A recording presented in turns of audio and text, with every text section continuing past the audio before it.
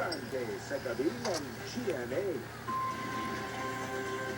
Ngayong 2012, pinagdiriwang ng Coca-Cola ang kanilang 100th year anniversary sa Pilipinas. 100 taon ng asawa Podido, ang Coca-Cola, 100 taon ng bonding, tawanan, kainan at kantahan. At bilang taus-pusong pasasalamat sa nakaraang siglo, lubos na pinaghandaan ng Coca-Cola ang taong ito. Kasama sa paghandang ito, ang paggawa ng isang espesyal na posisyon upang maghatid ng happiness sa buong bayan. President for Happiness ang tawag sa posisyong ito, isang once-in-a-lifetime na posisyon. Ayon sa mga tagapamahala sa Coca-Cola, ang buhay ng President for Happiness ang alamin kung ano ang mga magpapasin sa mga Pilipino. Kasama rito ang pagsusaliksik at pakikinig sa mga suhestyon at ideya mula sa taong bayan. Siguradong tanong ng buong Pilipinas, sino ang President for Happiness at kailan siya makikilala?